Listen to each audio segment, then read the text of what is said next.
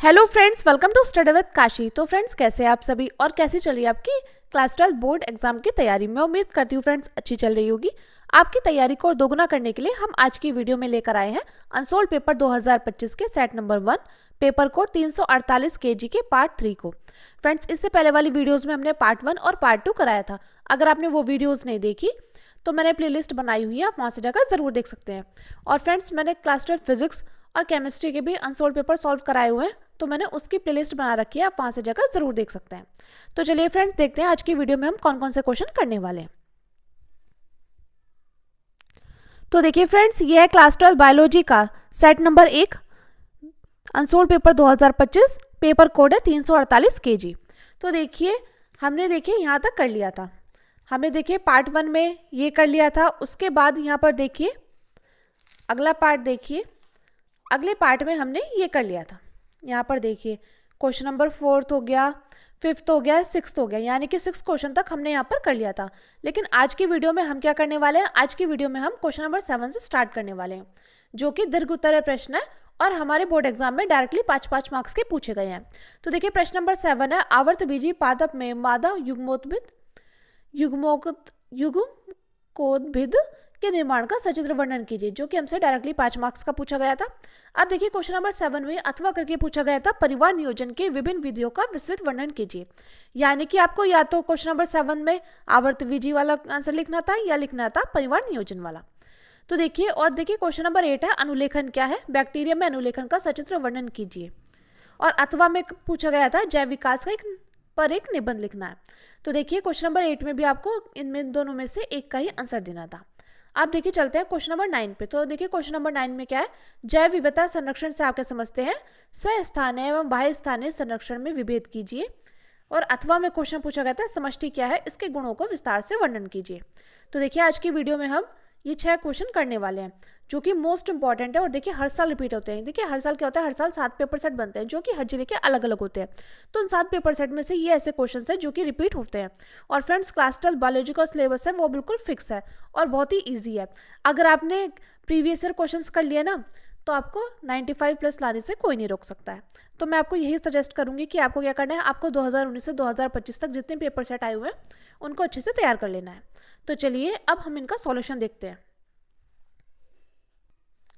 तो देखिए question number 7 है हमारा, आवर्त बीजी पादप में मादा युग्मोद्भिद के निर्माण का सचित्र वर्णन कीजिए। यानी कि हमें यहाँ पर क्या करना है, हमें यहाँ पर आवर्त बीजी पादप में मादा युग्मोद्भिद के निर्माण का सचित्र में वर्णन करना है, यानी कि हमें इसका चित्र भी समझाना है।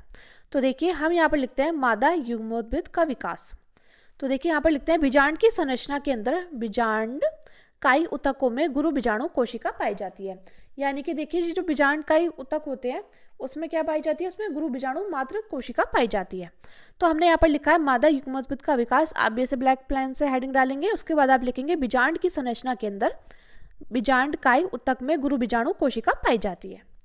अब देखिए उसके बाद देखिए यहाँ पर लिखा है हमने गुरु बीजाणु मात्र कोशिका का अर्धसूत्री विभाजन। तो देखिए गुरु बीजाणु मात्र कोशिका में अर्धसूत्री विभाजन होता है, तो वो क्या कहलाएगी, वो कहलाएगी एक असमान प्रकार का विभाजन होगा। अगर गुरु बीजाणु मात्र कोशिका में क्या होगा, अर्धसूत्री विभाजन होगा, तो वो जो विभाजन होगा वो होगा असमान प्रकार का विभाजन। और यदि उसमें समान प्रकार से कोशिका विभाजित नहीं होगी, जैसे समसूत्री विभाजन में कोशिका जो होती है वो क्या होती है, वो समान प्रकार से विभाजित होती है। मैं उम्मीद करती हूँ फ्रेंड्स आपको इतना अच्छे समझ में आ गया होगा। हमने अभी आपको क्या बताया, हमने बताया कि जैसे गुरु बीजाणु मात्र कोशिका में अगर अर्धसूत्री विभाजन किया जाए तो ये क्या होगा, ये एक प्रकार का असमान प्रकार का विभाजन होगा। तो देखिए, तो हमें क्या करना है, हमें यहाँ पर समान प्रकार से कोशिका विभाजित करनी है, तो हमें क्या करना पड़ेगा, हमें यहाँ पर समसूत्री विभाजन करना होगा। और देखिए समसूत्री विभाजन में क्या होता है, समसूत्री विभाजन में होता है कि देखिए विभाजन जो होगा वो होगा एक सेल से। मैं आपको समझाने के लिए बता दूं, समझाने के लिए यहाँ पे लिख दूं, समझाने के लिए, ठीक है, यहाँ पर ये समझाने के लिए। तो जो समसूत्री विभाजन होता है, समसूत्री विभाजन, तो जो समसूत्री विभाजन होता है उसमें क्या होता है, उसमें एक सेल से दूसरी सेल में, और एक सेल से दूसरी सेल में, दूसरी सेल से चौथी सेल में, चौथी सेल से 8वीं सेल में, और 8वीं सेल से 16वीं सेल में, और 16वीं सेल से 32वीं सेल में होता है। और लेकिन जो अर्धसूत्री विभाजन होता है ना, ये विभाजन, इसमें क्या होता है, इसमें एक कोशिका से 4 कोशिका बनेगी। तो क्या होता है, अर्धसूत्री विभाजन में क्या होता है, इसमें एक कोशिका से 4 कोशिका बनती है। तो यहाँ पर क्या होता है, समान प्रकार का विभाजन नहीं हो पाता है। मैं उम्मीद करती हूँ फ्रेंड्स इतना अच्छे से आपको समझ में आ गया होगा। अब देखिए, हमने यहाँ पर लिखा था गुरु बीजाणु मात्र कोशिका, कि हमने यहाँ पर अर्धसूत्री विभाजन कराया था। और एक बात और, गुरु बीजाणु मात्र कोशिका किसमें होती है, ये गुरु बीजाणु धानी के अंदर होती है। कहाँ होती है, ये होती है हमारी गुरु बीजाणु धानी के अंदर। तो देखिए, जब हमने गुरु बीजाणु मात्र कोशिका का अर्धसूत्री विभाजन कराया है, तो इसके फलस्वरूप क्या होगा, इसके फलस्वरूप हमारी 4 प्रकार की सेल बनेगी, यानी कोशिका बनेगी।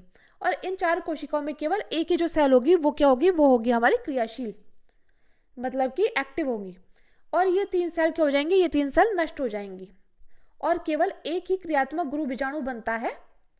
और ये जो क्रियात्मक गुरु बीजाणु आगे चलकर क्या बनाएगा, मादा युग्मोद्भिद का निर्माण करेगा।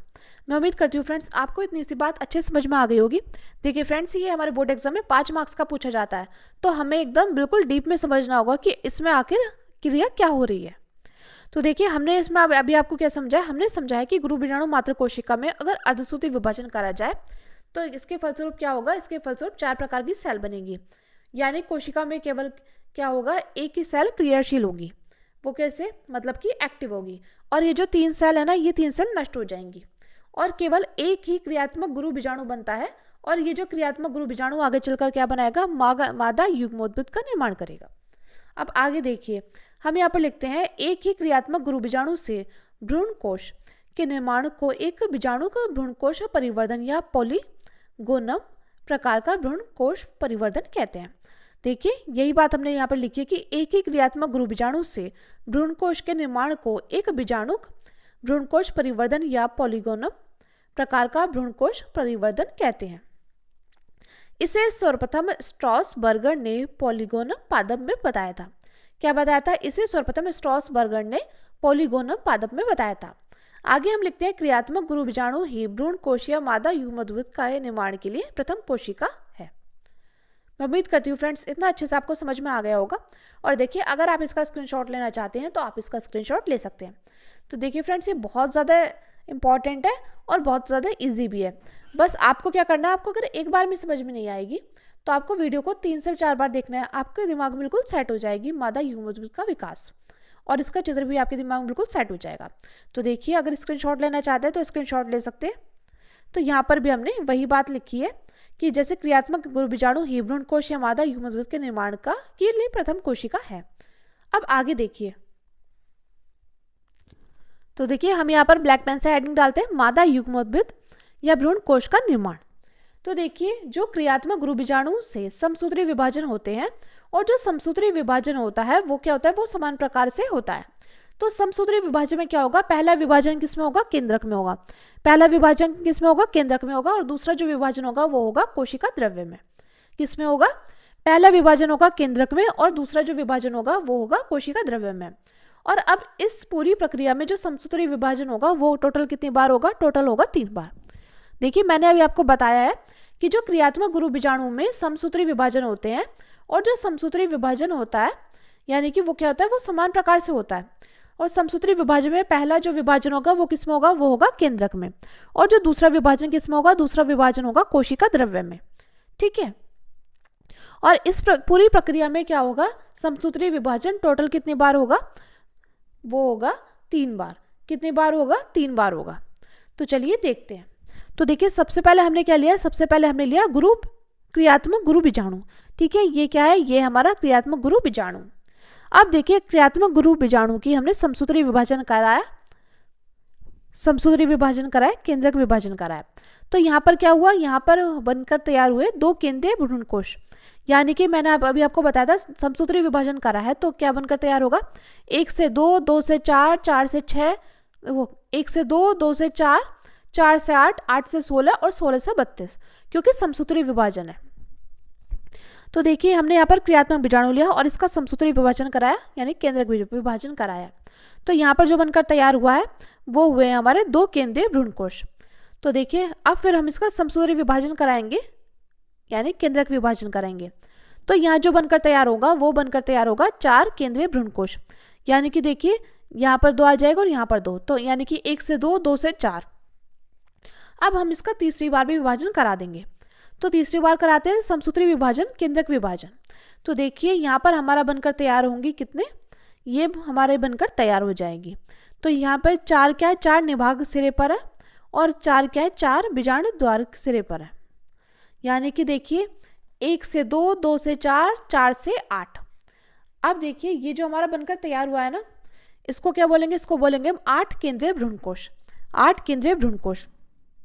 अब ये जो हमारा बनकर तैयार हुआ ना 8 केंद्रीय भ्रूणकोश, तो इसका हम क्या कराएंगे, इस 8 केंद्रीय भ्रूणकोश का हम सिस्टमेटिक वे में इसको स्थापित कर देंगे। वो कैसे, ये देखिए ये कुछ इस प्रकार थी था। तो हम क्या करेंगे, ये कितनी है, 1 2 3 4 5 6 7 8। अब हम इसको सिस्टमेटिक वे में करेंगे। तो देखिए यहाँ पर हो जाएगा 1 2 3, 2 यहाँ पर आ जाएगा और 3 यहाँ पे। ठीक है, तो ये हमारे 8 केंद्रीय भ्रूणकोश ही है, इसको बस हमने सिस्टमेटिक वे में लिखा है। अब हम क्या करेंगे, अब हम इसकी कोशिका द्रव्य विभाजन कराएंगे, क्योंकि मैंने अभी आपको बताया था कि पहला विभाजन किस में होगा, पहला विभाजन होगा केंद्रक में और दूसरा विभाजन होगा कोशिका द्रव्य में। और जो केंद्रक में विभाजन होगा वो कितनी बार होगा, वो होगा 3 बार, और कोशिका द्रव्य में जो विभाजन होगा वो होगा 1 बार। तो देखिए ये जो हमारी 8 केंद्रीय भ्रूणकोश है, इसका हम कोशिका द्रव्य में विभाजन कराएंगे, भित्ति निर्माण करेंगे। तो देखिए हमारा यहाँ पर बनकर तैयार हो जाएगा ये। तो देखिए ये जो हमारा बनकर तैयार हुआ है, आप देखिए जब हमने इसकी 8 केंद्रीय भ्रूणकोश की कोशिका द्रव्य विभाजन कराया, भित्ति निर्माण कराया, तो हमारा देखिए ये बनकर तैयार हो गया, जिसमें कि देखिए ये कुछ इस प्रकार है। यहाँ पर 3 थी तो ये इस प्रकार हो गए, ये और ये ऐसे है। अब देखिए ये जो है ये है प्रतिमुखी कोशिका द्रव्य, ये कितनी है, 3 है। प्रतिमुखी कोशिका द्रव्य कितनी है, 3 है। और ये 2 क्या है, यह है ध्रुव केंद्रक, जिसको हम द्वितीयक केंद्रक भी कहते हैं। अब देखिए इसमें क्या है, इसमें देखिए ये वाली जो बीच वाली है उसको बोलेंगे अंडकोशिका 1, और इसके साथ क्या है, इसके साथ जैसे 2 हैं ये इसको बोलेंगे सहायक कोशिका। यानी कि अंडकोशिका 1 और सहायक कोशिका मिलकर क्या होंगी, ये अंड समुच्चय बनाएंगी। और ये क्या है, ये हमारी केंद्रक कोशिका, और ये कितनी है, 1 है। मैं उम्मीद करती हूँ फ्रेंड्स इतना अच्छे से आपको समझ में आ गया होगा। अब हम इस तरह से यहाँ पर लिखते हैं, इस तरह से गुरु बीजाणु धानी के अंदर ही गुरु बीजाणु मादा युग्मोद्भिद तथा भ्रूण कोश का निर्माण होता है, एवं एक प्रारूपी आवर्तबीजी भ्रूणकोश में 7 कोशिकीय तथा 8 केंद्रकीय होते हैं। अब देखिए फ्रेंड्स कई बार आपसे डायरेक्टली पूछा जा सकता है कि कितने कोशिकीय होते हैं, कितने केंद्रक होते हैं। तो देखिए स्क्रीनशॉट ले लिया होगा आपने, मैं उम्मीद करती हूँ। अब हम बताते हैं 7 कोशिकीय कैसे हैं। तो देखिए 7 कोशिका है ऐसे, ये तो देखिए केंद्रक कोशिका होगी यानी कि 1, और देखिए कितनी है, 1 2 3 और ये 4 5 6 7। तो यानी कि कोशिका कितनी है, कोशिका है 7। कितनी कोशिका है, कोशिका है 7। और बात करें केंद्रकीय की, तो केंद्रकीय कितने हैं, देखते हैं। केंद्रकीय है 8, वो कैसे, वो देखिए ऐसे 1 2 3 4 5 6 7 8। तो केंद्रकीय कितने हैं, 8 है। और बात करें कोशिका की, कोशिका कितनी है, 7 है। 3 ये और 3 ये, ठीक है, और 1 ये, तो ये हो गए 7। मैं उम्मीद करती हूँ फ्रेंड्स आपको अच्छे समझ में आ गया होगा ये। चलिए अब हम आगे बढ़ते हैं। अब देखिए क्वेश्चन नंबर 7 में ही हमारा अगला क्वेश्चन था, जो कि अथवा करके पूछा गया था। तो फ्रेंड्स या तो आपको उस क्वेश्चन का आंसर लिखना था या आपको इस वाले क्वेश्चन का आंसर लिखना था, तभी आपको पूरे में से पूरे मार्क्स मिलते। तो देखिए अथवा में पूछा गया था परिवार नियोजन के विभिन्न विधियों का विस्तृत वर्णन कीजिए। तो हम यहाँ पर ब्लैक पेन से हेडिंग डालते हैं परिवार नियोजन। तो परिवार कल्याण हेतु बच्चों की संख्या सीमित कर परिवार को नियोजित करने की प्रक्रिया को परिवार नियोजन कहते हैं। तो परिवार नियोजन क्या है, परिवार कल्याण हेतु बच्चों की संख्या सीमित कर परिवार को नियोजित करने की प्रक्रिया को परिवार नियोजन कहते हैं। अब देखिए बात करेंगे परिवार नियोजन की विधियां। तो हम यहाँ पर लिखते हैं परिवार नियोजन की प्रमुख विधियां निम्नलिखित हैं। पहली है अस्थायी विधियां और दूसरी है स्थायी विधियां। ठीक है, कितने प्रकार की विधियां, 2 प्रकार की, पहली अस्थायी विधि और दूसरी है स्थायी विधि। तो परिवार नियोजन की विधियां कितनी है, 2 प्रकार की। तो अस्थायी विधियां हम क्या करेंगे, ब्लैक पेन से हेडिंग डालेंगे। तो इसमें हम लिखते हैं, इसमें परिवार नियोजन के निम्नलिखित उपाय आते हैं। फर्स्ट है निरोध। लैंगिक संपर्क के समय पुरुषों को निरोध का प्रयोग करना चाहिए, इससे गर्भधारण नहीं होता है। अगला देखिए सेकंड है हमारा लूप अथवा कॉपर्टी। महिलाओं को परिवार कल्याण केंद्रक पर जाकर अपने जनन पथ में लूप या कॉपर्टी लगवा लेनी चाहिए, इससे भी गर्भधारण नहीं होता है। अगला है हमारा थर्ड पॉइंट गर्भ निरोधक गोलियां। स्त्रियों के लिए अनेक गर्भ निरोधक गोलियां मिलती हैं, जैसे मालाडी, माला एन, पर्ल्स, सहेली आदि, इसमें कोई भी एक गोली प्रतिदिन खाने से गर्भ धारण नहीं होता है। आगे देखिए अगला पॉइंट है हमारा, और देखिए फ्रेंड्स आप इसका स्क्रीनशॉट लेना चाहते हैं तो ले सकते हैं।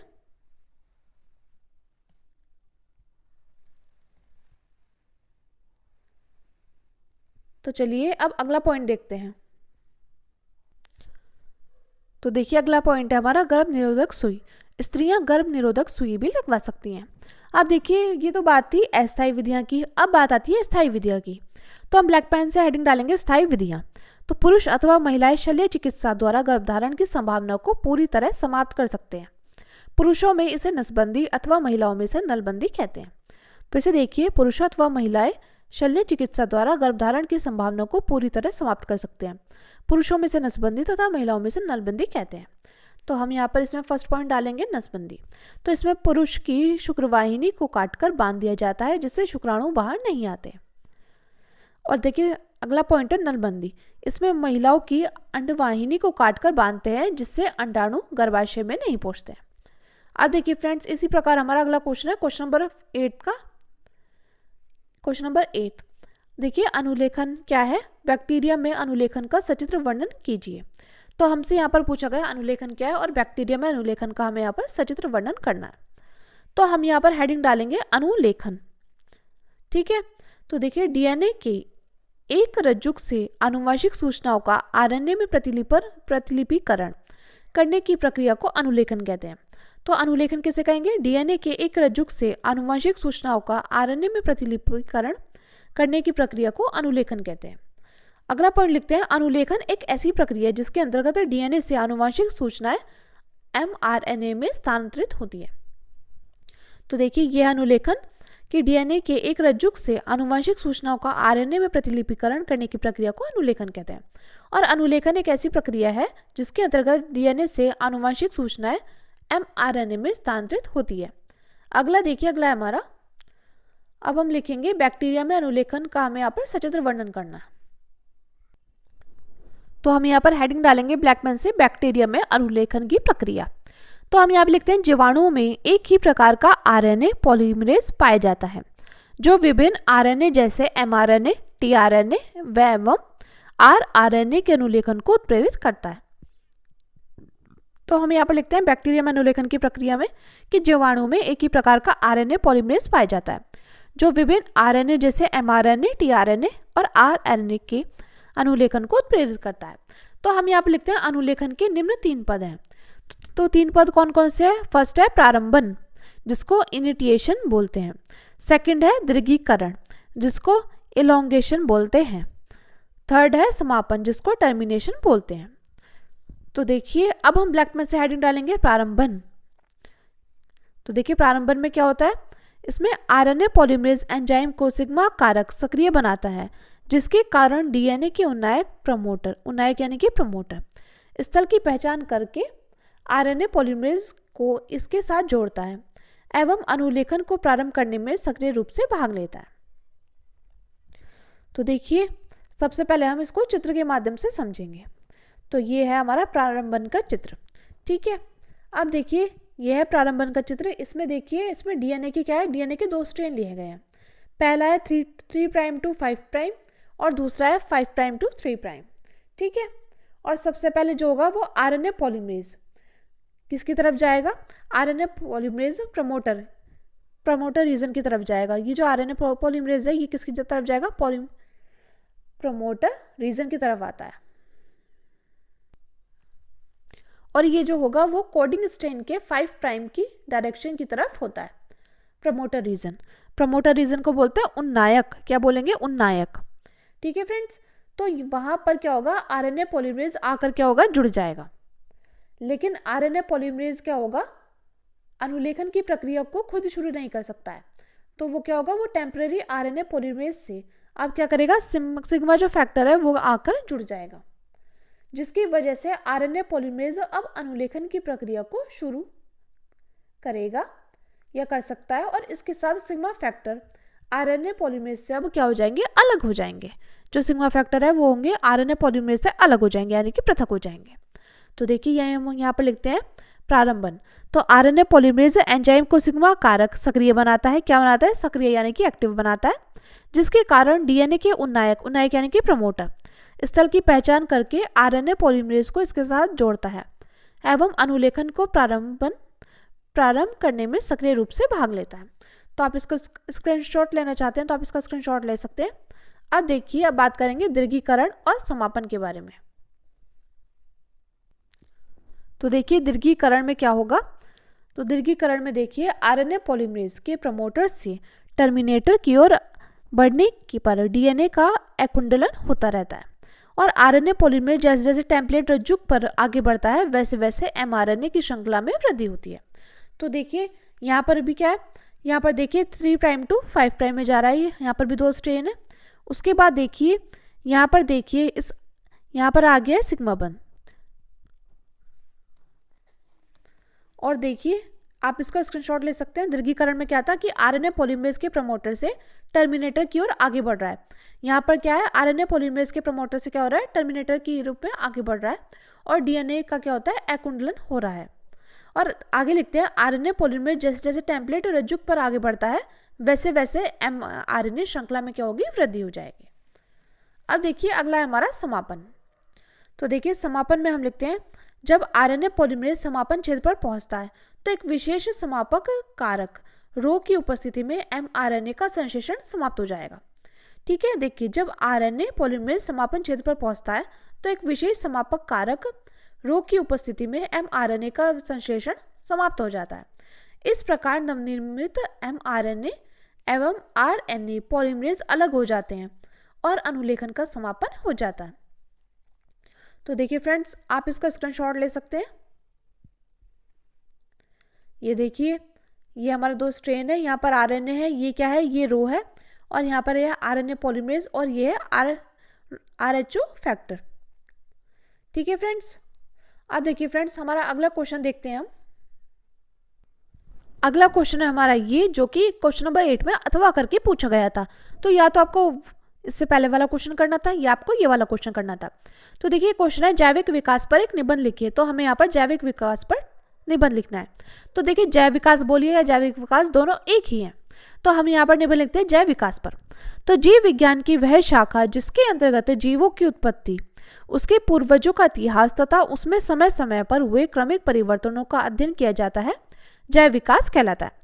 फिर से देखिए, जीव विज्ञान की वह शाखा जिसके अंतर्गत जीवों की उत्पत्ति, उसके पूर्वजों का इतिहास तथा उसमें समय समय पर हुए क्रमिक परिवर्तनों का अध्ययन किया जाता है, जैव विकास कहलाता है। आगे देखिए, पृथ्वी पर वर्तमान जटिल प्राणियों का विकास प्रारंभ में पाए जाने वाली सरल प्राणियों में परिस्थितियों एवं वातावरण के अनुसार होने वाली इस परिवर्तन को जैव विकास कहते हैं। फिर से देखिए, पृथ्वी पर वर्तमान जटिल प्राणियों का विकास प्रारंभ में पाई जाने वाली सरल प्राणियों में परिस्थितियों एवं वातावरण के अनुसार होने वाली इस परिवर्तन को जैव विकास कहते हैं। और जीवन की उत्पत्ति के प्रमाण पहली बार आर्कियोजिक पीरियड में मिलते हैं। अब हम आगे लिखते हैं, ऐसा माना जाता है कि प्रथम जीव का विकास आज से लगभग 3 से 4 अरब वर्ष पूर्व हुआ होगा। हम यहाँ पे लिखते हैं, ऐसा माना जाता है कि प्रथम जीव का विकास आज से लगभग 3 से 4 अरब वर्ष पूर्व हुआ होगा। उस समय पृथ्वी के वायुमंडल में O2 नहीं थी।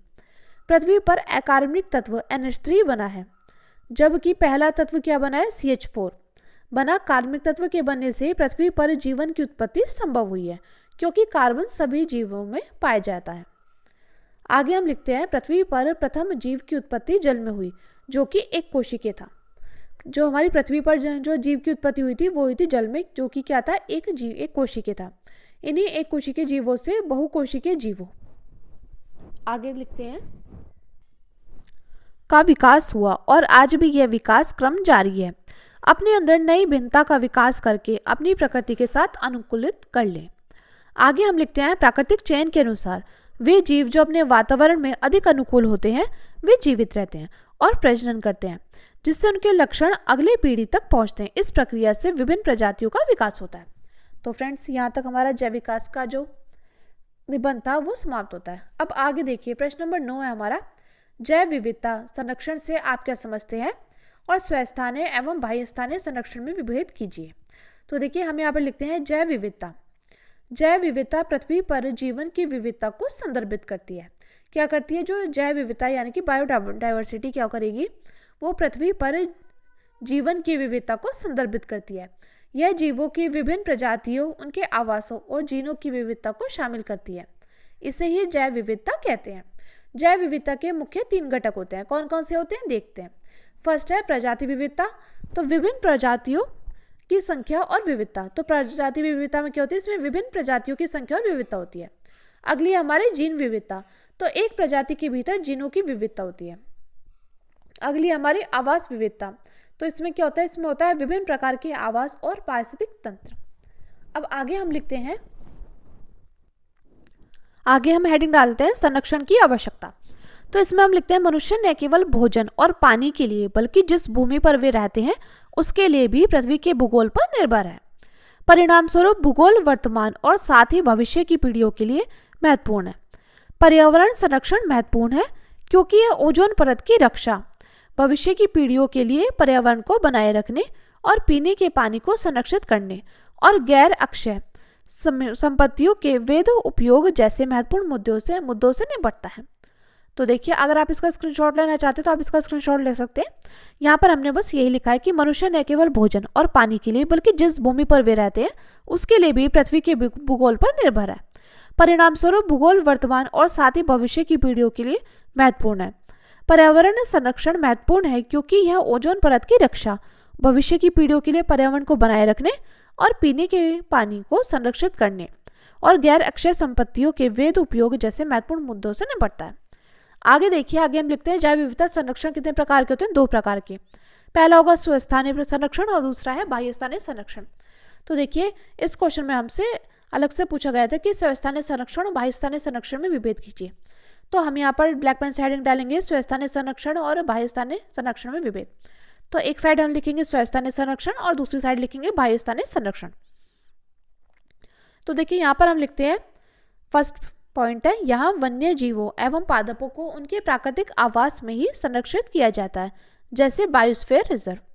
फिर से देखिए, स्वस्थानीय संरक्षण में क्या होता है? यहाँ वन्य जीवों एवं पादपों को उनके प्राकृतिक आवास में ही संरक्षित किया जाता है, जैसे कि बायोस्फीयर रिजर्व। और बाह्य स्थान में क्या होता है? यहाँ वन्य जीवों एवं पादपों को उनके प्राकृतिक आवास से निकलकर कृत्रिम आवास में सुरक्षित किया जाता है, जैसे कि जू और एक्वेरियम। ठीक है, अगला पॉइंट है हमारा, यह संरक्षण की प्राकृतिक विधि है। यह क्या है? यह संरक्षण की क्या है? यह संरक्षण की प्राकृतिक विधि है और ये जो संरक्षण की है ये एक कृत्रिम विधि है। अगला है हमारा, इसमें अधिक स्थान की आवश्यकता होती है लेकिन बाह्य स्थानीय संरक्षण में इसमें कम स्थान की आवश्यकता होती है। आगे देखिए, अगला पॉइंट है, इसमें पुनर्वास केंद्रों की स्थापना नहीं की जाती। इसमें क्या होता है? इसमें पुनर्वास केंद्रों की स्थापना नहीं की जाती और इसमें पुनर्वास केंद्रों की स्थापना की जाती है। तो फ्रेंड्स, अब देखते हैं हमारा लास्ट क्वेश्चन जो कि अथवा करके पूछा गया था। वो क्वेश्चन है समष्टि क्या है और इसके गुणों का विस्तार से वर्णन कीजिए। और फ्रेंड्स, कल कौन सा अनसोल्ड पेपर कराएं तो आप सब्जेक्ट का नाम और आपको कौन सा अनसोल्ड पेपर चाहिए वो आप कमेंट करके ज़रूर बताना। और फ्रेंड्स, आप कहाँ से और इस बार आपका कितने मार्क्स लाने का टारगेट है क्लास 12 में, ये भी आप कमेंट करके ज़रूर बताना, क्योंकि आपके कमेंट से मुझे मोटिवेशन मिलता है। और अगर अभी तक आपने वीडियो को लाइक और शेयर नहीं किया तो वीडियो को लाइक और शेयर ज़रूर करिएगा। तो देखिए फ्रेंड्स, प्रश्न है हमारा जो अथवा करके पूछा गया था, प्रश्न 9 में हमारा अथवा करके पूछा गया था जो कि 5 मार्क्स का पूछा गया था। तो समष्टि क्या है, इसके गुणों का विस्तार से वर्णन कीजिए। तो हम इसमें हेडिंग डालेंगे समष्टि। तो देखिए, हम यहाँ पर लिखते हैं, एक निश्चित भौगोलिक क्षेत्र में किसी नियत समय पर निवास करने वाले एक ही प्रजाति के जीवधारियों की संख्या उस जीव की समष्टि कहलाती है। तो समष्टि में हम लिखते हैं, एक निश्चित भौगोलिक क्षेत्र में किसी नियत समय पर निवास करने वाले एक ही प्रजाति के जीवधारियों की संख्या उस जीव की समष्टि कहलाती है। अब आगे हम लिखते हैं समष्टि के गुण। तो एक समष्टि में कुछ ऐसे ही गुण होते हैं जो एकांकी जीव में नहीं पाए जाते, जैसे जन्म व मृत्यु दर, लिंग अनुपात, आयु वितरण आदि। तो देखिए, समष्टि के गुण, एक समष्टि में कुछ ऐसे ही गुण होते हैं जो एकांकी जीव में नहीं पाए जाते हैं, जैसे जन्म दर व मृत्यु दर, लिंग अनुपात, आयु वितरण आदि। तो हम यहाँ पर ब्लैक पेन से हेडिंग डालेंगे जन्म दर व मृत्यु दर। तो हम यहाँ पर लिखते हैं, प्रति व्यक्ति जन्म दर व मृत्यु दर के रूप में देखा जाता है। समष्टि के सदस्यों की संख्या में परिवर्तन वृद्धि या कमी के रूप में प्रकट किया जाता है। आगे देखिए, आगे लिंग अनुपात। तो एक ही जीव को नर या मादा के रूप में देखा जाता है, लेकिन समष्टि में लिंग अनुपात गुण होता है। क्या होता है? समष्टि में लिंग अनुपात गुण होता है। ठीक है, आगे देखते हैं आयु वितरण। तो आयु वितरण में देखिए, किसी भी नियत समय पर समष्टि भिन्न भिन्न आयु के जीवों से मिलकर बनती है। किसी समष्टि में विभिन्न आयु वर्ग के जीवों की अपेक्षिक बहुलता उस समष्टि का आयु वितरण कहलाती है। तो फ्रेंड्स, आज की वीडियो को हम यहीं पर समाप्त करते हैं। तो आज की वीडियो में हमारे पार्ट 3 था। इससे पहले वाली वीडियोस में मैंने पार्ट 1 और पार्ट 2 भी कराया था। अगर आपने वो वीडियोस नहीं देखी तो मैं आपको फिर से बता रही हूँ, मैंने प्लेलिस्ट बनाई हुई है, आप वहाँ से जाकर ज़रूर देख सकते हैं। तो फ्रेंड्स, आज की वीडियो में हमारा सेट नंबर 1 समाप्त होता है। अगर आपको इसका सेट नंबर 2 चाहिए तो आप वो भी कमेंट करके ज़रूर बताना। तो चलिए फ्रेंड्स, मिलते हैं नेक्स्ट वीडियो में। Thank you, thanks for watching. और हाँ, अगर अभी तक आपने हमारे चैनल को सब्सक्राइब नहीं किया तो चैनल को सब्सक्राइब जरूर करना और वीडियो को लाइक शेयर कमेंट करना मत भूलना। तो चलिए फ्रेंड्स, मिलते हैं नेक्स्ट वीडियो में। Thank you, thanks for watching.